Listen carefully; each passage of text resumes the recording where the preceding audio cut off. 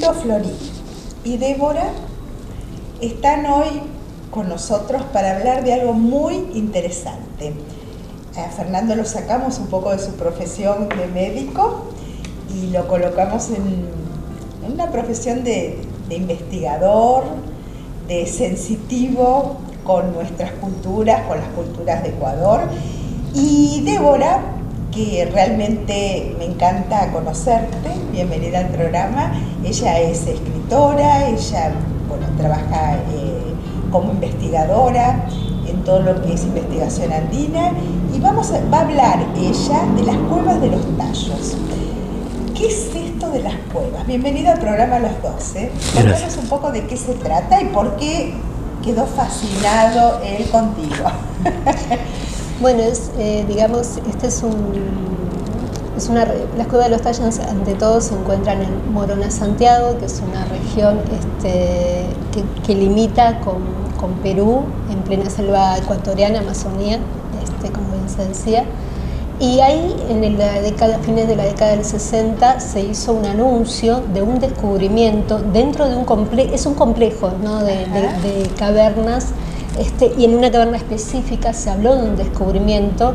El anuncio lo hizo un húngaro nacionalizado argentino que se llamaba Juan Moritz en el año 1969, y él dijo haber encontrado vestigios de una civilización desconocida a los anales americanos. Y entonces, esta declaración se la hizo al gobierno ecuatoriano, presentó un acta notarial y empieza toda una historia que fascinante en todo sentido, ¿no? Porque estamos hablando de un descubrimiento que podría revolucionar lo que conocemos de la historia americana, ¿no? Que no la conocemos todo tal cual nosotros creemos, ¿no? Así que mi investigación comenzó en el 2004, transcurrió durante una década, que finalmente en el 2016 coroné con un libro que se llama Secretos Subterráneos de los Mundos Olvidados, donde cuento todo lo que yo pude lograr descubrir de aquel descubrimiento, aquel anuncio que hiciera Juan en ese momento. Así que tiene que ver con Argentina, porque ya digo, Juan tenía la nacionalidad de acá, así que es una especie de triangulación muy interesante todo lo sucedido que nos involucra. Es una historia que se conoce poco y también habla de un mundo subterráneo, ¿no? De una historia de estos túneles que nosotros escuchamos, del tesoro de Atahualpa que tanto se dijo, o sea, de muchas cosas que nosotros tenemos como presentes pero que no conocemos tan bien. Débora, ¿se habla desde un punto de vista de una civilización o se habla de gente que se ocultó por movimientos sísmicos? ¿Desde qué lugar encarás vos?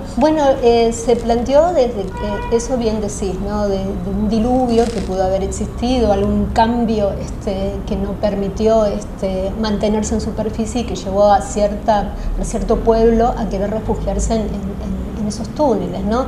Pero por ahora lo tenemos como hipótesis, hemos encontrado no tantas evidencias como quisiéramos, pero el planteo sería ese, ¿no? Que debido a un cambio en superficie, ciertos pueblos que son desconocidos, también debo decirlos, a los anales históricos que nosotros creemos, podría ser la clásica Atlántida de que tanto se habla, estos refugiados decidieron instalarse en esa parte del Ecuador, ¿no? Qué increíble.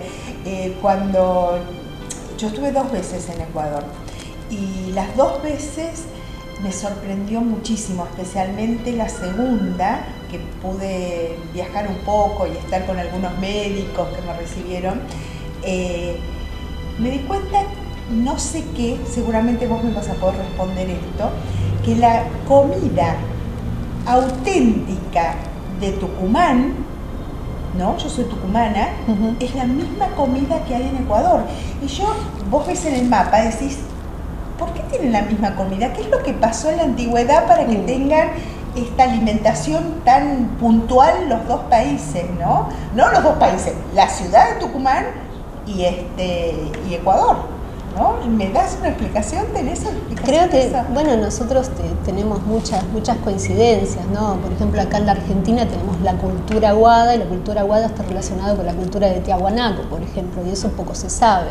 Y eso te podría dar muchos más ejemplos de toda esta conexión que nosotros desconocemos, ¿no? Porque nos han enseñado una pequeña historia de todo lo que nos guarda América, ¿no? Tuvimos mucha destrucción, la conquista, o sea, muchos factores que impidieron que nosotros descubramos realmente lo que nos oculta nuestro continente. ¿Y en este libro estuviste en el lugar? No, yo mi investigación la realicé con la pista argentina, que le llamo, ¿no? Y como le explicaba un poco a Floreal, me dediqué a eso, a hacer un trabajo más de lo que yo soy. Soy bibliotecaria profesional, entonces mi tarea fue más documental. Ajá. No acceder a archivos, entrevistas, porque cuando yo empiezo al tema me doy cuenta de que había poca información, ¿no? Había poca bibliografía, ¿no? Y enseguida que me meto me empiezan a escribir tanto de Ecuador, de otros países. Ajá. Y me llamó mucho la atención eso, entonces sentí que tenía que centrarme acá, porque uno de los mejores amigos de este descubridor había sido argentino y se llamaba Julio Goyen Aguado, que fue el fundador del Centro de Espeleología Argentino. Entonces yo accedo a esos archivos y se me abre todo un mundo desconocido, ¿no?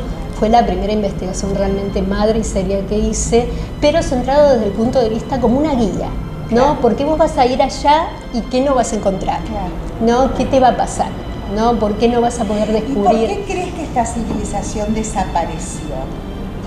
¿Desapareció? ¿O está?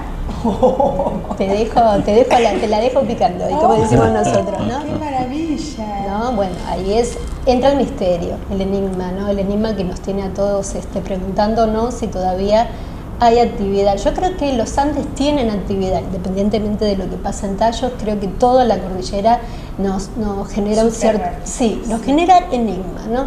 La actividad tanto fenomenológica, ufológica, la actividad de seres y montones de relatos, y toda América habla subterránea. Todas las tradiciones de los pueblos antiguos nos hablan de una América subterránea, ¿no? Y que eso no estaría muerto, sería América el lugar donde eso, en todo el mundo, sería el único continente donde estaría activo. Ajá. Entonces, esa es otra búsqueda, en paralelo a lo ocurrido con Tallos, ¿no? Y después que presentaste tu libro, ¿qué pasó? No, venía trabajando ya hace mucho tiempo con respecto... En realidad el mundo subterráneo no, me lo abre Tallos, fue el gran disparador. No, siempre se cruzaba y yo decía más adelante, más adelante.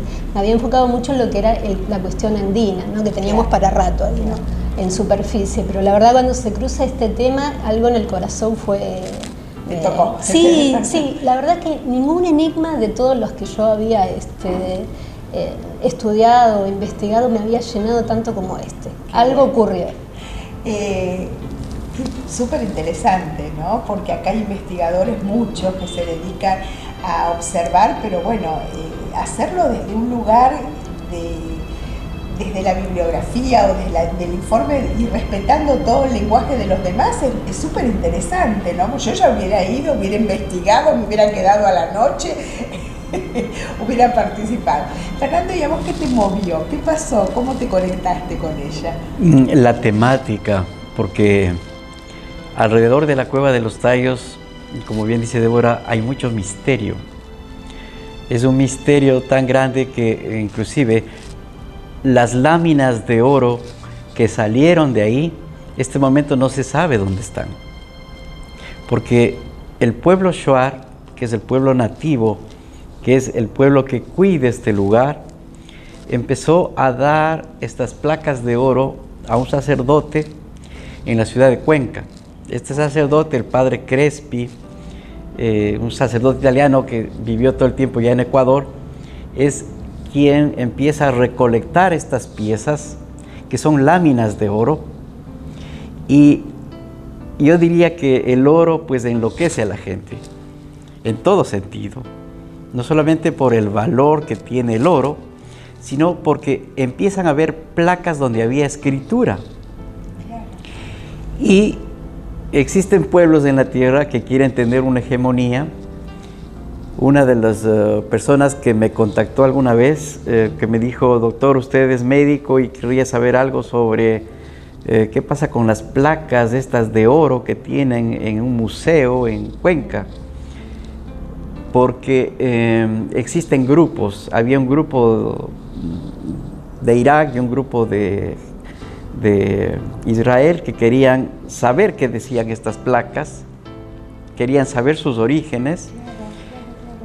Y otro grupo de los testigos de Jehová, de Joshua Smith, que decía que él dejó un legado de unas placas de oro, o había visto las placas de oro en un sitio donde estaba escondido. Entonces empiezan a haber muchísimos intereses y mucha gente viene hacia Cuenca del Padre Crespi a ver las placas, que por fortuna fueron filmadas y fotografiadas, porque este momento no existen.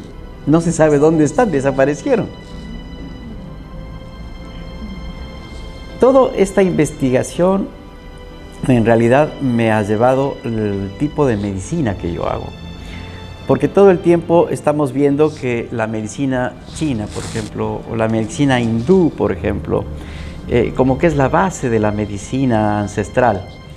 Pero yo digo, como nací en América y en la línea ecuatorial, algo debo yo investigar de mis raíces.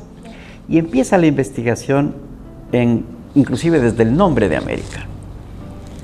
Empiezo a meterme en todos los libros que hay sobre el nombre de América y veo que desde ahí empieza la falsedad.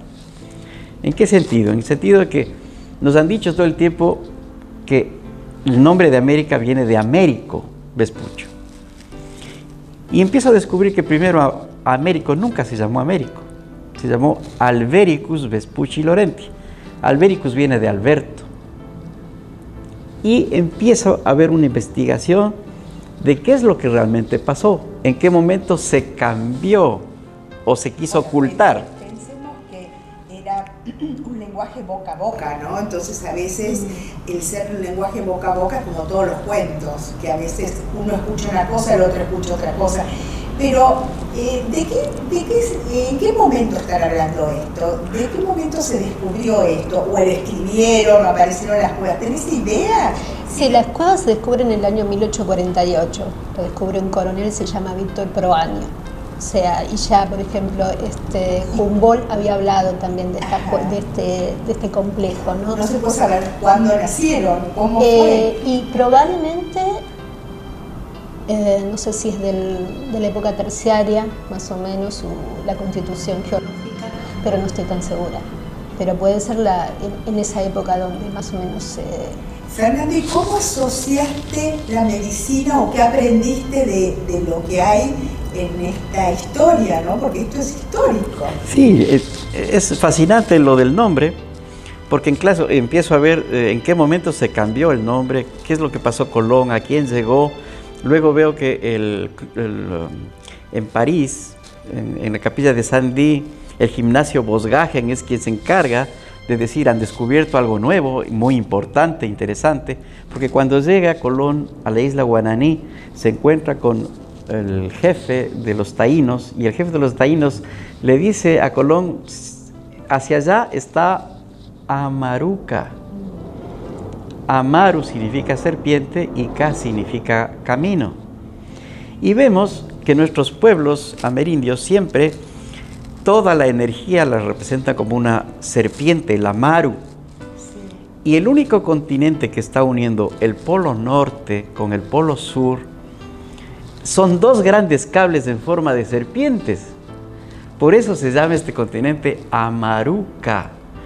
Pero el gimnasio Bosgagen, que es el punto más alto de la cultura europea, dice, estamos frente a un descubrimiento fabuloso y tenemos que de alguna manera encubrir desde el nombre para poder colonizar, o sea, subyugar. Claro. Y entonces se inventan lo de Albericus, le pasan a Américo, para esconder un poquito Amaruca, de América.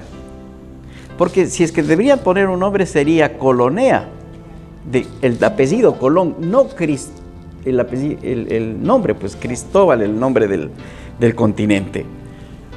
O deberían haber, si era de Albericus Vespucci, era el continente vespuchano, no el primer nombre. Entonces, ¿qué estaban tratando?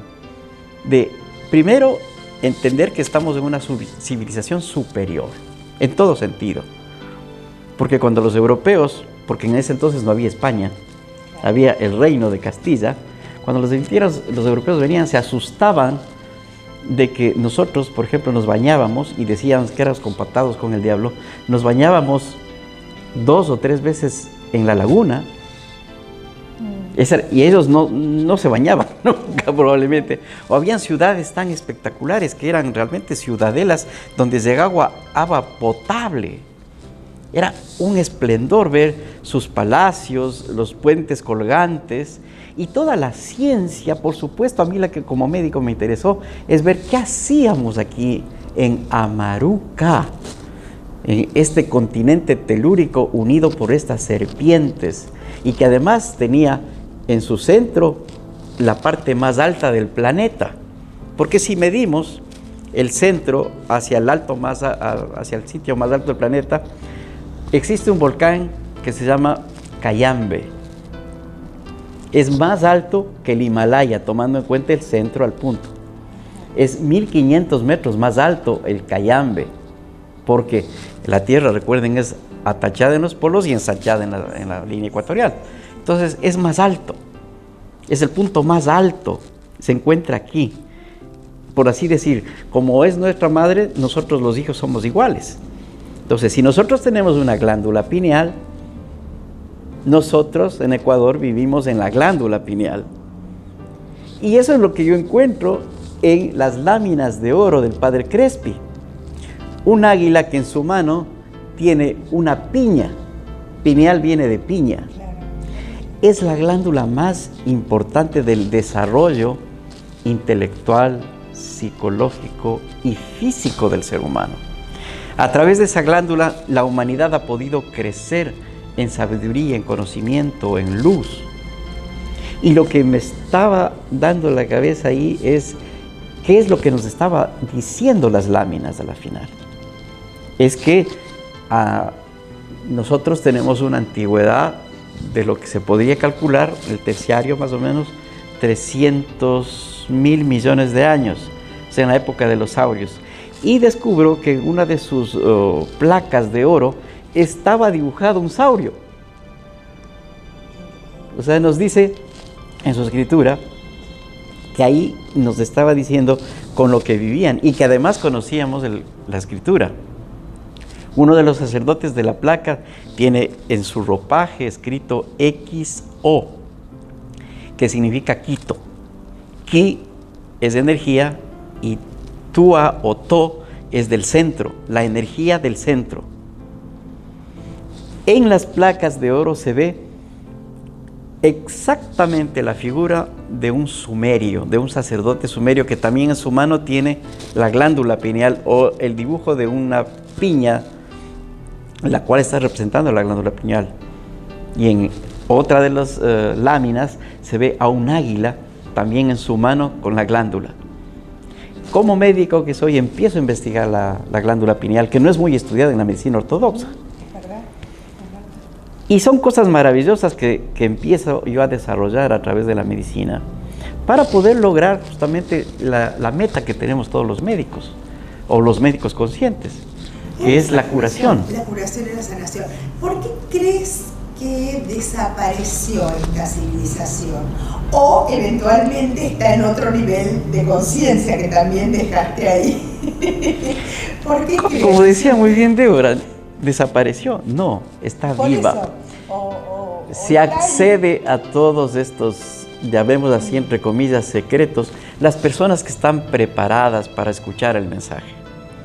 Y pues en las láminas se ve, por ejemplo, cómo nosotros aquí en América, en ese remoto pasado, nosotros ya hacíamos la acupuntura, por ejemplo. Cómo ciencias que aparentemente son de otros continentes, en realidad la cuna es aquí, Amaruca. Porque el ser humano tiene un origen, y ese origen tiene una cuna, y por eso también es que a mí me gusta venir aquí a Argentina, porque hay un científico que ya lo dijo, Florentino Amesino, sí, que el origen del hombre es América, no es África. El origen del hombre es América. Y tiene razón, porque existen todas las condiciones para que en esta parte del planeta se pueda dar la vida. Qué bello. Qué lindo, qué lindo. Ahora yo los escuchaba a ustedes dos muy atentamente, ¿no? Y pensaba, tanta bibliografía que tenemos y tantos personajes en nuestra cultura, especialmente en Argentina, que se han desesperado por manifestar que existe una civilización paralela que está y que tenemos que prepararnos desde la glándula pineal para poder conectarnos, para poder saber, para poder obtener esa información, porque esa información está, en algún plano está. Y es bastante difícil demostrarlo o parte desde la evolución de cada persona, creo yo, ¿no? Hay personas más evolucionadas que pueden captar esto y hay personas más primitivas que no pueden, que tienen otra función en el planeta, ¿no?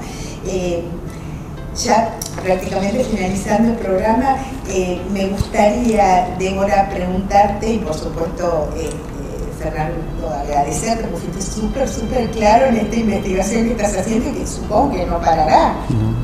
Para nada, ¿no? Sigue.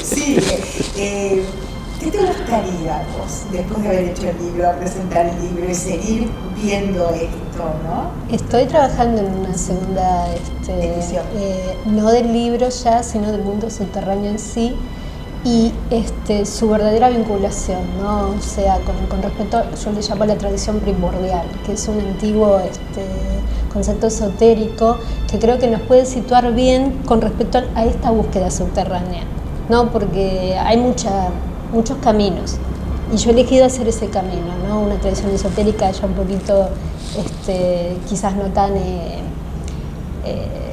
tan conocida, pero que es principalmente que tiene que ver mucho con esto para que nos lleve, ¿no? ¿A qué buscamos, ¿no? ¿Te resulta difícil encontrar pares para poder hablar de estos temas? Sí, igual trato de hacerlo con humildad, ¿no? Creo que la gente me parece que quiere conocer, ¿no? Quizás hay un poquito de tabú porque siempre hemos mirado más al cielo que lo que tenemos abajo y creemos que a la tierra la tenemos conocida, ¿no? Pero creo que la gente, el mundo subterráneo, el concepto del mundo subterráneo en los últimos años ha tenido como una especie de explosión, más allá de la tierra hueca, de lo que sea. México se ha dedicado a investigar muchísimo esto. Bueno, nosotros acá con Capilla del Monte, o sea, esos fenómenos que ocurren, creo, toda la cuestión de la cordillera, pero creo que la gente tiene ganas de... Una apertura. Sí, tiene ganas, por primera vez siento que tienen ganas. Y hacerlo serio, ¿no? Sí, es lo más difícil, ¿no? Porque ya te digo, hay muchas vías, yo le llamo las vías rápidas y la vía un poquito más compleja que es la que yo tomo, ¿no? Con respecto a mi naturaleza. Yo les agradezco realmente haber tocado este tema. Fernando, gracias de verdad. A ti, muchas gracias. A ella, Débora, muchas gracias. De verdad es fascinante y espero lindo. Que todo lo que investiguen y lo que puedan obtener de todo esto lo compartamos y este medio está para eso, ¿no? Para mostrarle a la gente estos chispazos, porque a todos nos toca, no suena. Otros no, y está bien y es respetable, pero al que alguna vez estuvo en la montaña o estuvo observando el cielo y tuvo contacto con la tierra, algo pasa con este tema, estoy segura. Gracias. Muchas gracias por haberme convocado. Muchas gracias, muy amable.